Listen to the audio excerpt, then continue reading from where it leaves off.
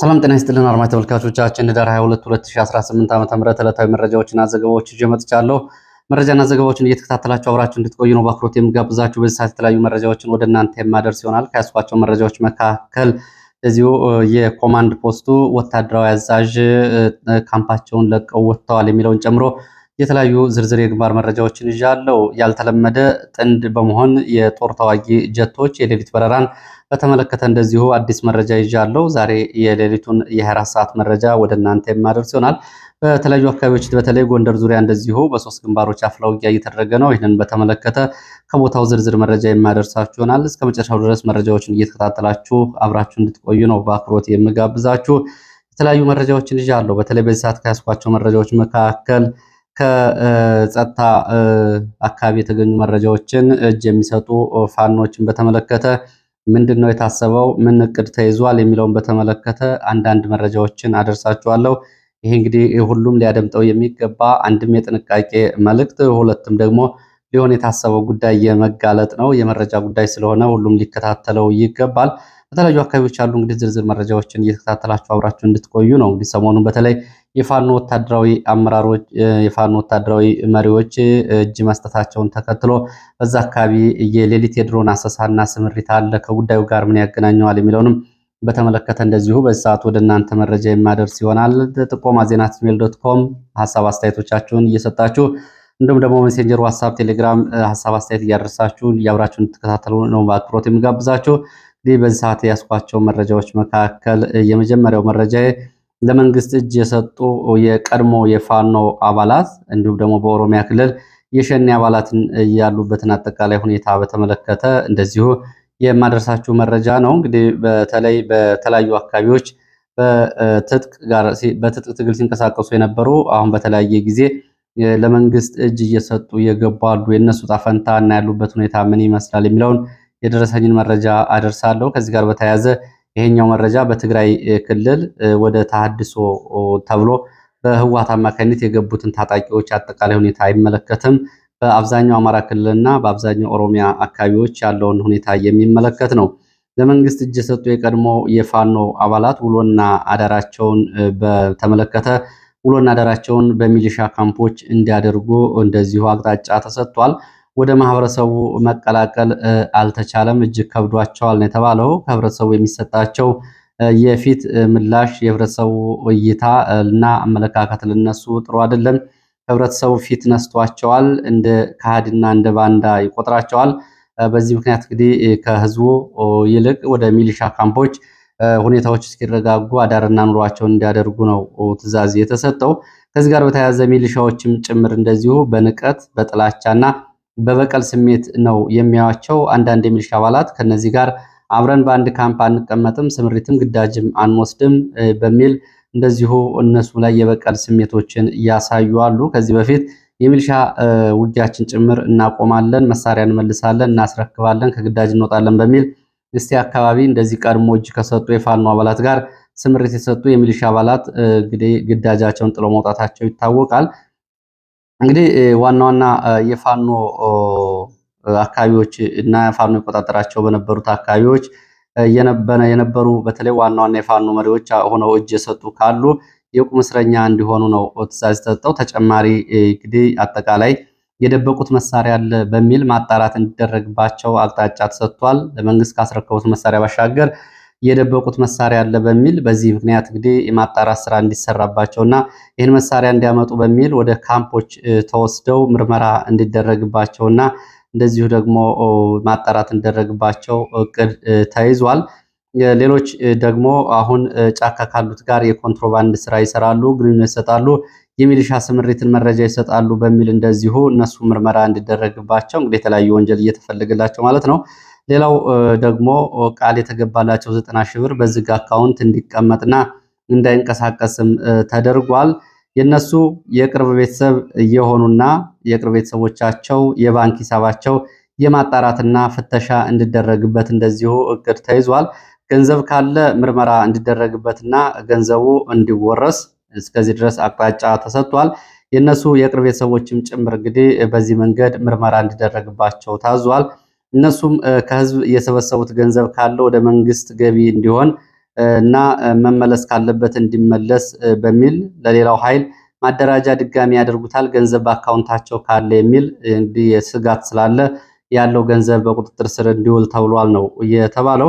ከዚህ ጋር በተያያዘ እንግዲህ ደግሞ ሌላው ዋናው ጉዳይ የዘመቻ አዝማሚያው ታይቶ አሁን ያለው ዘመቻ አዝማሚያ ታይቶ ወደ ስራ የሚገባበት ሁኔታ ይሆናል። አሁን ይሄ እቅድ ወጥቶ ተቀምጧል። ምንም መተማመኛ የለም። ከሀገር እንዳይወጡም ከቦታ ቦታ እንዳይንቀሳቀሱም በካምፕና እንደዚሁ ደግሞ በቁም ጥበቃና የቁም እስረኛ እንዲሆኑ ነው የታዘዘው። እያንዳንዱ እንቅስቃሴያቸው በጥብቅ ክትትል እንዲሆን ስልኮቻቸው እና የስልክ ግንኙነቶቻቸው አጠቃላይ ብርበራ እንዲደረግባቸውና ወደኋላ ተሄዶ ያላቸው አጠቃላይ ግንኙነት እንዲጣራ ጭምር ትዕዛዝ ተሰጥቷል።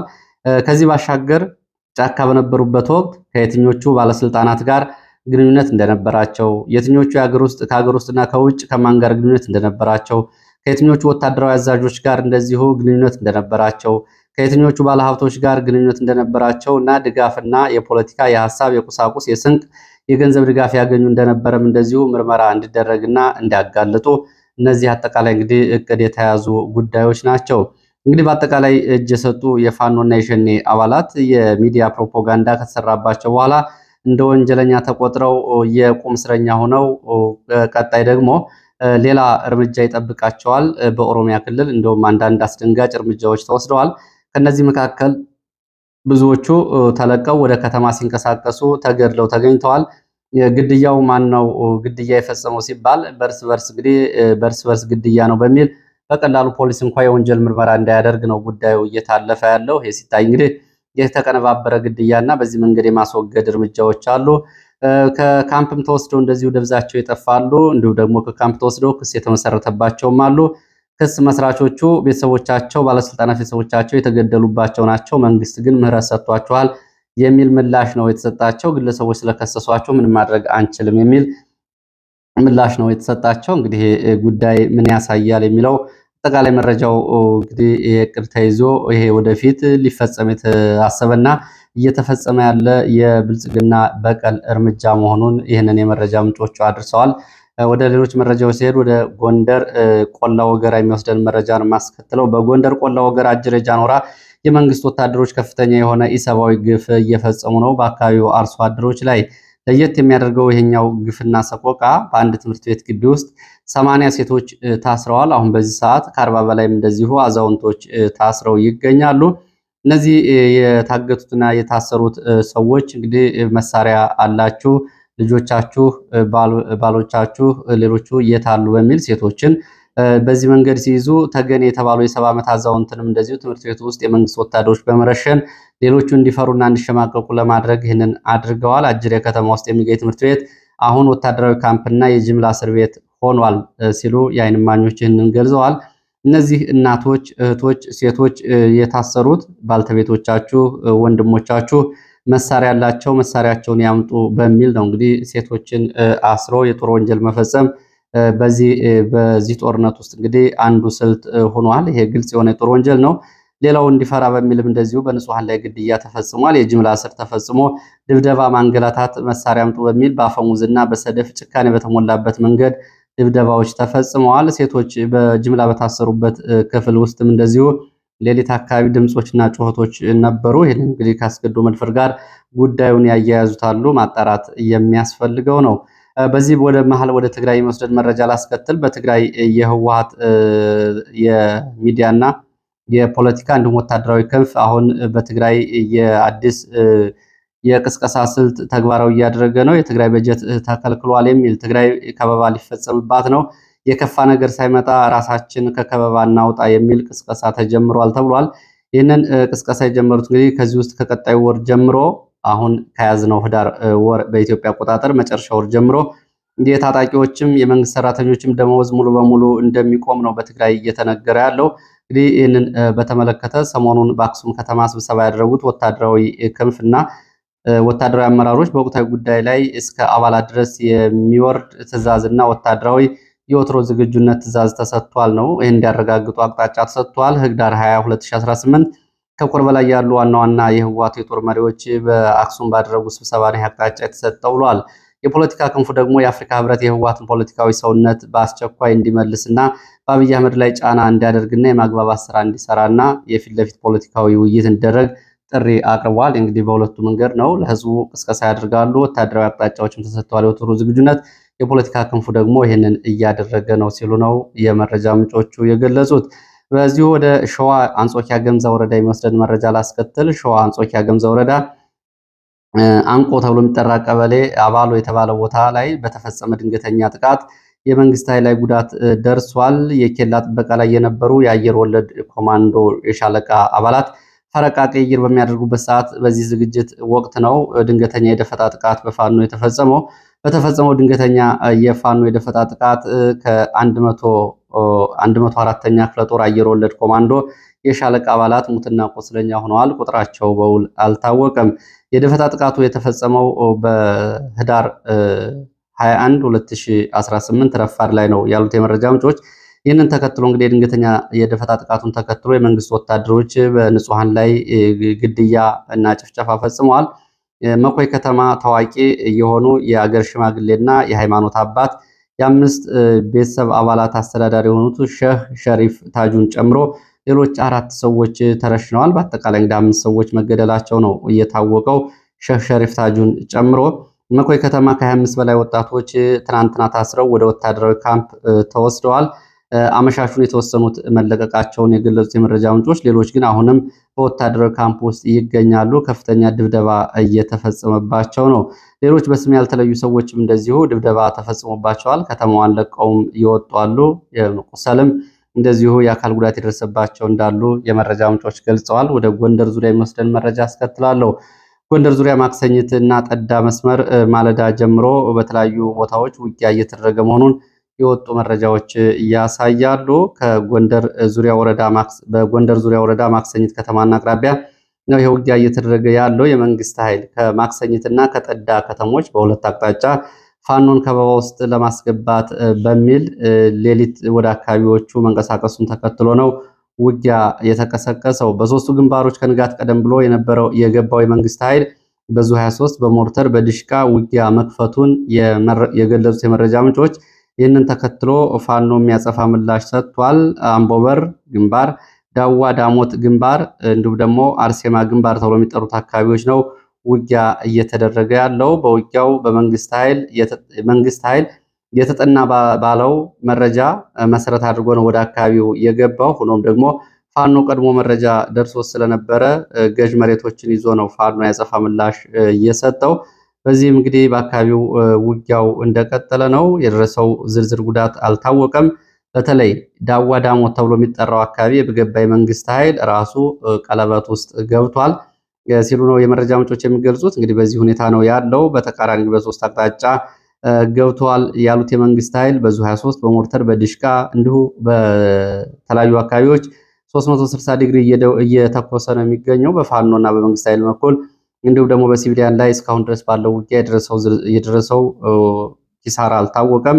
በዙ 23 እና በሞርተር በአዳፍኔ ተኩስ ግን የደረሰ የአርሶ አደሮች አዝመራ እንደወደመ ነው የመረጃ ምንጮች የገለጹት። ሰብአዊ ጉዳትና ወታደራዊ ኪሳራዎች ካሉ በሌላ የመረጃ ሰዓት ይዤ መለስ ይሆናል። አሁንም በአካባቢው ግን ውጊያ እየተደረገ መሆኑን የወጡ መረጃዎች ይህንን ያሳያሉ። ሌላው ወደ ምዕራብ ወሎ የሚወስድን መረጃ ነው። በምዕራብ ወሎ ደገር ከለላ ወረዳ ደገር ለጋምቦና አካባቢው ከሸዋ አዋሳኝ አካባቢዎች ድረስ ከማለዳ ጀምሮ ተከታታይ የድሮን አሰሳ እየተደረገ ነው። የድሮን ቅኝቱ በተለይ ደገር የተባለውን ቦታ ማዕከል አድርጎ ነው አሰሳ እያደረገ ያለው። የሸዋና የወሎ አዋሳኝ አካባቢዎችን ቀጠናዎች ላይ የተደረገ ያለ አሰሳ ነው። ከፍተኛ ጥንቃቄ የሚገባው ጉዳይ ነው ያሉት ይህንን እየገለጹት የመረጃ ምንጮች። በዚህ ቀጠና ሰሞኑን የፋኖ ከፍተኛ መሪዎች ለመንግስት እጅ መስጠታቸውን ተከትሎ የድሮኑ አሰሳ ከዚህ ጋር ግንኙነት ያለው እንደሆነ ግምታቸውን አስቀምጠዋል። ስለሆነም የድሮን ቅኝቱ ከፍተኛ ጥንቃቄ ያስፈልገዋል።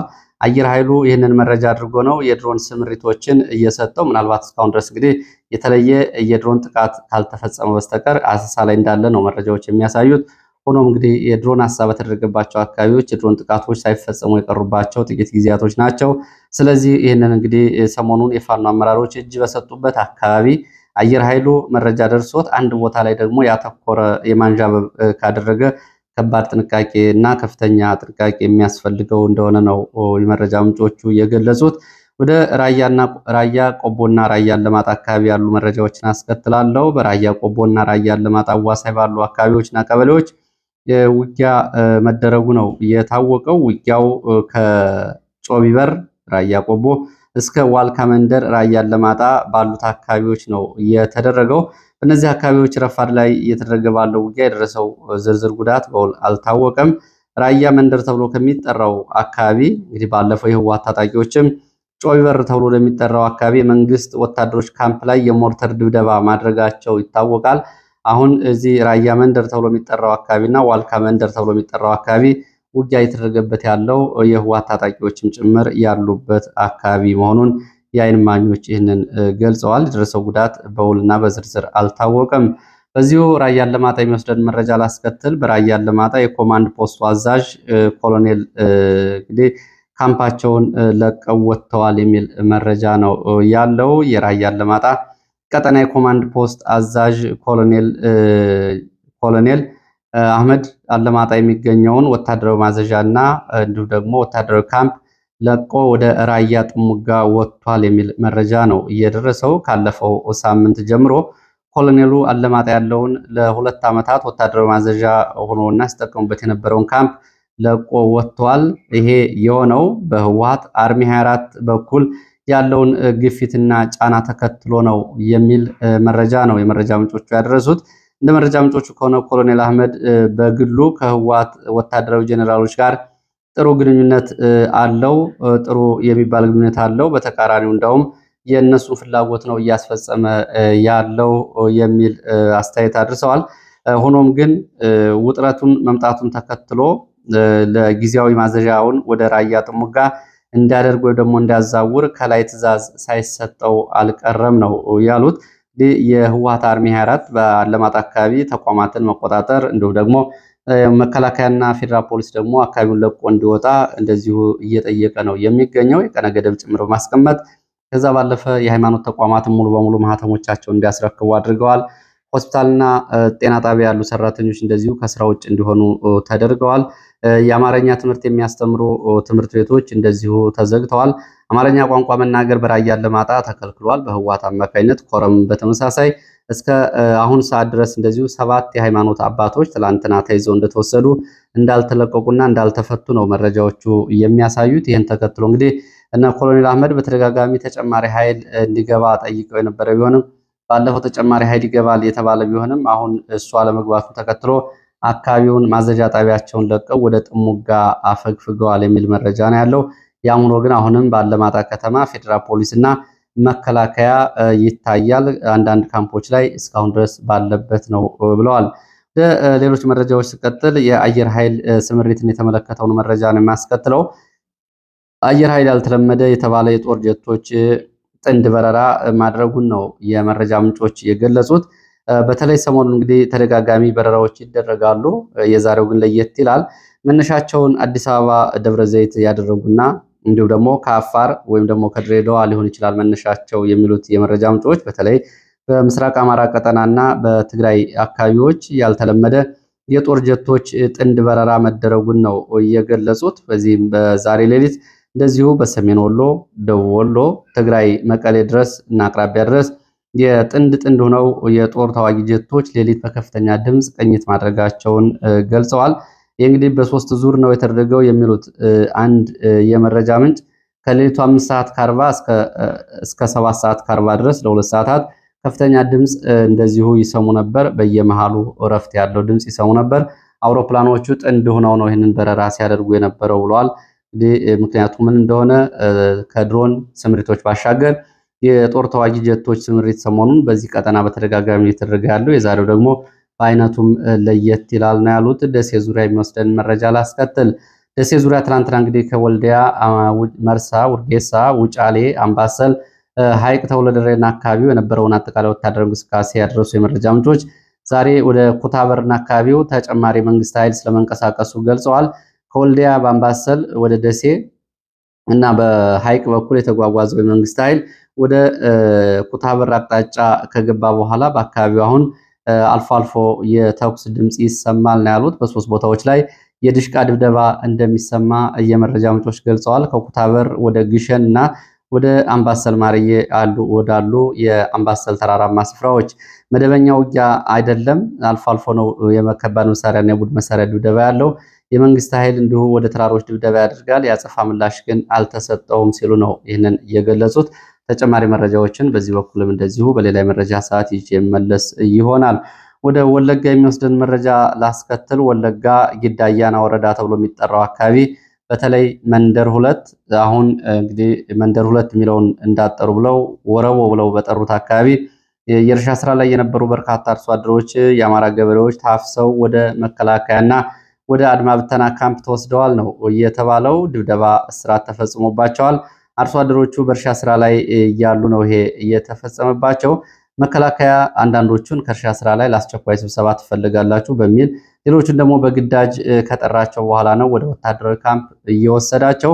ወታደራዊ ካምፕ ከተወሰዱ በኋላ ከፍተኛ ድብደባ ተፈጽሞባቸዋል። እስካሁን ድረስ እንደዚሁ በካምፕ ውስጥ ይገኛሉ። መሳሪያ ያላችሁ ፋኖን ትደግፋላችሁ በሚል ነው ይሄ ድብደባ እየተፈጸመባቸው ያለው።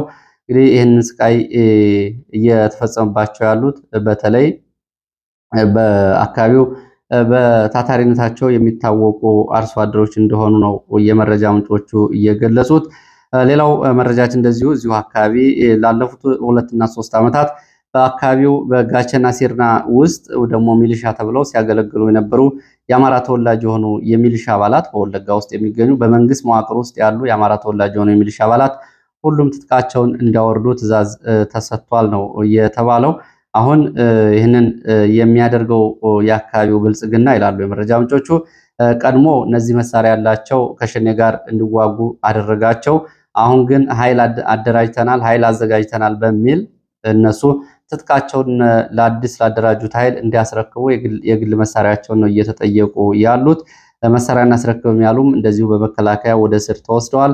እኛ ሚሊሻንን መሳሪያችንም ተመዝግቧል መታወቂያም አለ ቢሉም መሳሪያው የአዲሶቹ የኦሮሞ ወጣቶች ይታጠቁታል በሚል መሳሪያቸውን እየተነጠቁ ነው ሲሉ ነው የገለጹት። እንግዲህ በተመለከተ በነገራችን ላይ ሽመልስ አብዲሳ በትምህርት ቤት ግንባታ፣ በእርሻ ስራ፣ በመካናይዜሽን እንዲሁም ደግሞ በትራክተርና ከነዛ ባሻገር በቤቶች ልማት እንዲሁም ደግሞ በከተሞች ከሚያደርገው ጉዳይ ባሻገር በተለያየ መንገድ እያደረገ ያለው ወታደራዊ ግንባታ በቀላሉ የሚታይ አይደለም። እንደ አንድ ክልል ሳይሆን እንደ አንድ ትልቅ ሀገር ነው የሰራዊት ግንባታ እየተደረገ ያለው። ከውጭ ሀገራት ጦር መሳሪያዎች ተገዝተው በኮንቴነር ይገባሉ።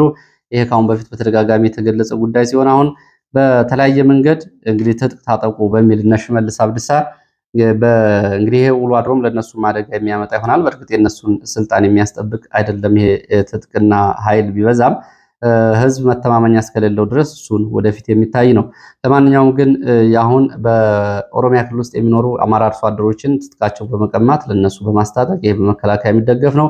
ጋቸና ሲርና፣ ረጲዮላ፣ ኮሬ ነገያ፣ የቄሮ ሰራዊት፣ ህዝባዊ ሰራዊት በሚለው ይሄ እንግዲህ ኢመደበኛ አደረጃጀት ተብሎ ሊወሰድ የሚችልም ነው። ይሄ ፓራሚሊተሪ። ከዛ ባሻገር ደግሞ ልዩ ኃይል፣ ፖሊስ፣ አድማ ብተናና የገዳ ኮማንዶ እያሉ የተለያየ ሰራዊት እያዘጋጁ ነው የሚገኙት። ይሄ ምናልባት በታሪክ ውስጥ እነ ሽመልስ አብዲሳ እንግዲህ በዚህ ልክ ሰራዊት ግንባታ ላይ ተሰማርተው አያውቁም። አሁን በፊትም እንደዚሁ እንግዲህ በክፍል ውስጥ የነበረውን የኦሮሞ ብሔርተኝነት ወደ አንድ በማምጣት በጠመንጃ እንጠብቀዋለን በሚል ነው ይሄ እየሆነ ያለው። ይሄ እየሆነ ያለው በክልል ደረጃ ነው። በፌዴራል ደረጃ ደግሞ ያሉ ተቋማት ይታወቃሉ። አዲስ አበባ ከተማ አስተዳደርን ጨምሮ የሀገሪቱ አጠቃላይ ፖለቲካዊ፣ ኢኮኖሚያዊና ማህበራዊ እንቅስቃሴዎች በተለይ የሀብትና የፋብሪካ የገንዘብ ዝውውር ክምችት 70% ያለበትን ከተማ ጨምሮ የፌዴራል ተቋማትን፣ መከላከያን፣ ደህንነት መስሪያ ቤቱን እንዲሁም ደግሞ ወሳኝ የሚባሉ ተቋማትንም እንደዚሁ እንግዲህ በፌዴራል ደረጃ ተቆጣጥረው ዲሞግራፊ ለመስራት በሚል መከላከያ ውስጥ ያሉ ቁልፍ የሚባሉ ከ47 በላይ ወታደራዊ መደቦች አሁንም እንግዲህ በዛ መንገድ ነው የተያዙት። ለሰዓት ያሉ መረጃዎች እነዚህ ናቸው። ስለተከታተላችሁ በእጅጉ አመሰግናለሁ። በሌላ ተመሳሳይ መረጃ በዝርዝር እንገናኛለን። መልካም ጊዜ